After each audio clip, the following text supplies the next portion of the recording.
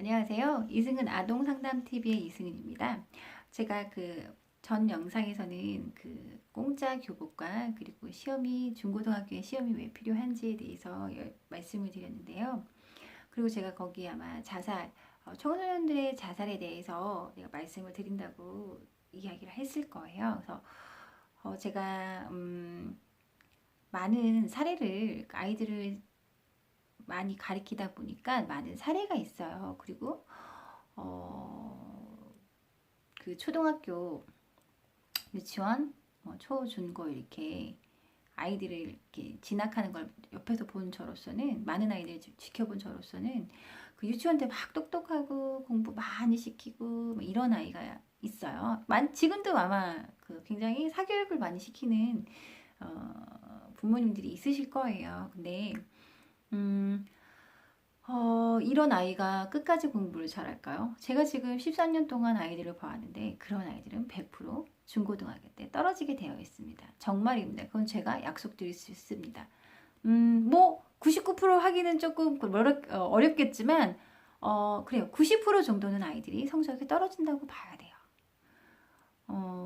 그리고 그때 초등학교 유치원 때 초등학교 유치원 때의 공부는 부모의 공부거든요. 부모가 어떻게 해주고 어떻게 사교육을 많이 시키느냐에 따라서 엄마의 능력에 의한 성적이지만 중학교 가면 이제 학원빨이라고 하죠. 학원빨에 의한 공부지만 이제 고등학교는 순수 자기 스스로 하는 공부인데 그때 이제 변곡 구간이 성적의 변곡 구간이 떨어지는 구간이 초등학교에서 중학교 넘어가는 그 구간 그리고 이제 중학교는 학원빨에서 이제 고등학교 올라가는 그 구간은 본인이 직접 하는 공부거든요. 여기서부터 이제 본인이 고등학교 때부터는 본인의 실력, 언어 능력에 따라서 이 성적이 좌우가 되는 거거든요. 지금 저한테 이렇게 지금 자살에 관한 이야기를 해드렸죠. 평준화 하면 다 잘할 것 아니요. 절대 잘할 수가 없습니다.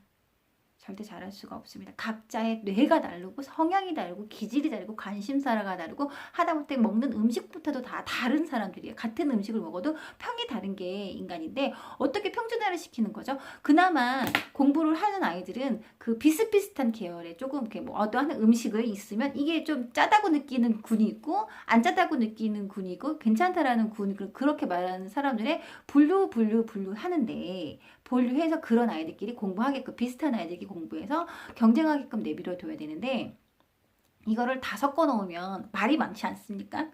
그리고 이것도 그렇고 저것도 이렇게 얘기를 하다 보면은 분위기도 흐려지고 그리고 또 공부하겠다는 아이들은 또 이렇게 되면 평준화를 하게 되면 시험을 안 보게 되면 사교육으로 가는 애들이 오히려 이게 사교육을 부추기게 된다는 거죠. 오히려 역효과로 학교에서 평준화해서 제대로 가르치지 않아. 그러면 어떻게 되는지 아십니까? 돈 없는 아이들은 오히려 학교에서 배워야 공교육을 탄탄하게 해서 아이들이 공부를 이렇게 할 수 있는 기회가 주어지는 게 오히려 학교에서 제대로 잘 이렇게 평준화하면서 깊게 가르치지 않기 때문에 사교육으로 돈 있는 아이들은 더 큰 사교육을 받게 되는 거죠. 이게 오히려 역효과가 난다는 걸 조금 아셨으면 좋겠습니다. 그리고 시험 보면서 제가 그때 공청회 갔을 때 이 지역 고교 평준화 때 공청회 갔을 때 어느 학교 교장 선생님이 말씀하시기를 아이들이 자살을 할 거다. 자살률이 많이 줄지 않았냐.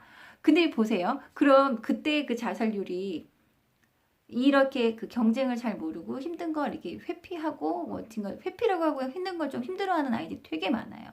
근데 이 아이들이 사회에 나갔을 때 그나마 학교에 있을 때 보호받았지만 사회에서는 더 많은 자살을 하겠죠. 그러니까 그거예요. 온실 속의 화초는 빨리 죽고 잡초처럼 큰 사람이 오래 산다고 하잖아요. 잡초가 더 바깥에 있는 잡초가 야생화가. 그것처럼 우리 아이들이 학교에서 어떠한 부분은 당연히 보호된 부분이 있죠. 근데 이게 경쟁에 의해서 공정한 경쟁인 시험에 의해서 이런 것들 판가름이 나지 않으면 나중에 사회 나가서도 그 치열한 경쟁 속에서 살아남지 못한다는 거예요. 학교에서조차도 그렇게 연약하게 보호하고 있는데도 그것 때문에 자살을 한다? 글쎄요, 그 아이들이 정말 성적 때문에 자살을 하는 걸까요? 어떻게 생각이 드세요? 저는 성적 때문에 자살한다는 생각은 전혀 안 들어요. 제가 어떤 그러니까 심리 검사를 했는데 그 아이들의 그 집안에 약간 자식이 조금 많은 집이었어요. 5명 되는 집이었는데 이 집의 아이들이 이제 그림을 이제 그 엄마한테 받아오라고 했어요. 다 올 수 없으니까. 이 아이들의 5자녀의 그림의 공통점이 뭔지 아세요? 다 책상에 앉아 있는 겁니다. 다 책상에 앉아서 공부를 하고 있는 거예요. 제가 이제 그림을 주제를 하나 줬죠. 이 아이들이 왜 공부하는 것만 그렸을까요? 공부를 못하면 부모한테 칭찬받을 일이 없는 거예요. 칭찬받을 수가 없는 거예요. 그러니까 이 사람들, 이 부모의 기준이 뭐냐면, 공부를 못하면 인정을 안 해주는 거예요. 어떻게 공부가 다 할 수가 있죠? 저 같은 경우도 초중고 때는 그렇게 두각을 나타내지 않았어요. 그런데 제가 공부에 흥미를 느꼈기 때문에 박사까지 하게 되는 거고, 박사까지 저는 이 과정을 이 과정 후 제가 지금 무엇을 공부하면 다시 또는 방통대 공부하러 갑니다. 또 다른 전공을 위해서. 그때 그 공부에 대해서 질리지만 않게 해주고 나중에 늙어서도 얼마든지 공부를 할 수 있는데, 그때 막 그 부모들이 그 부모들이 경쟁하는 거죠. 아이들한테 안전하고 소속하고 소속이 안전하고 소속되는 욕구를 줘야 되는데, 이 아이한테 공부를 못하면 우리 집에서 칭찬받을 일이 없는데, 이 아이가 집에서 소속의 욕구가 있었고 자기를 보호해주는 안전의 욕구가 있겠습니까? 안전의 욕구가 충족이 되겠습니까? 이러니까 자살을 하는 거예요. 그리고 공부가 다 있냐? 그냥 아이들 내비로 두시면 안 돼요.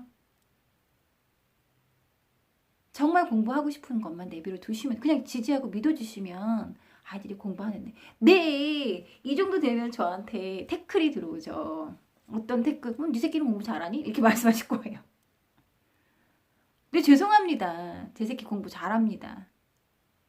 저보다 훨씬 잘합니다. 그래서 제가 제 아들 눈치를 봅니다. 어쩜 저렇게 공부를 더 잘할 수 있을까? 그럼 또 여기서 또 역공이 들어오시겠죠. 네 새끼 학원 보내냐? 비싼 데 보내는 거 아니냐? 네, 안 보내고 있습니다. 안 보냈습니다. 보내는 건 체육, 음악 이런 것만 보냈습니다. 정말로. 근데 제가 미술을 하는데 저희 아들이요? 미술 절대 못합니다. 신기하죠? 제가 다른 아이들을 미술학원에서 이제 막 그림을 그려주고 해서 막 상도 많이 타고 대회 나가서 하는, 저희 아들 미술상 절대 하나도 없습니다. 이만큼 달라요. 이렇게 천차만별의 다른 아이들이 한 줄 세워놓기, 공부를 못하면 좀 어때요? 다른 걸 잘하면 되죠. 근데 우리나라 사람들의 특징이 뭐냐면 공부를 못하면 다 못한다고 생각하는 거예요.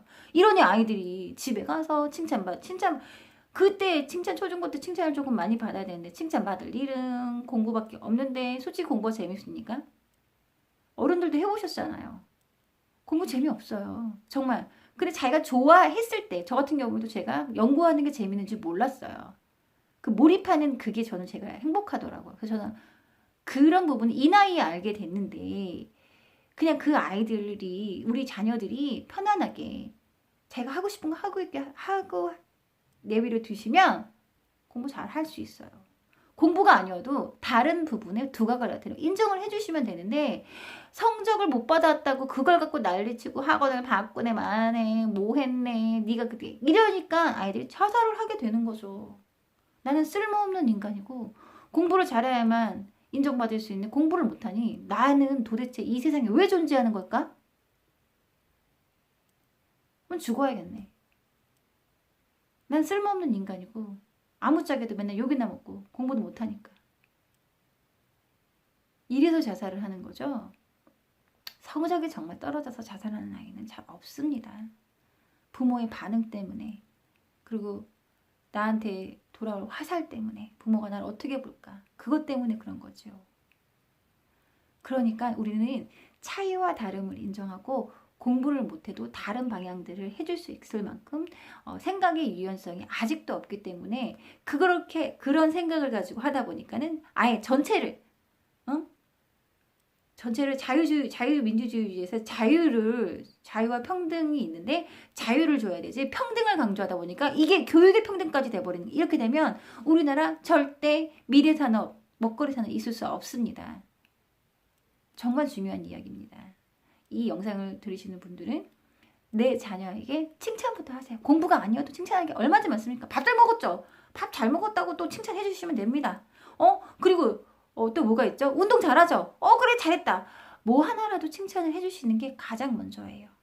제가 사춘기의 아들을 둔 엄마로서 다시 조언해드리고 제가 아동학을 전공한 사람으로서 조언해드린 겁니다. 구독과 좋아요 눌러주시고 제가 오늘 조금 흥분을 많이 했는데요. 구독과 좋아요 눌러주시고요. 또 다른 영상으로 찾아뵙겠습니다. 감사합니다.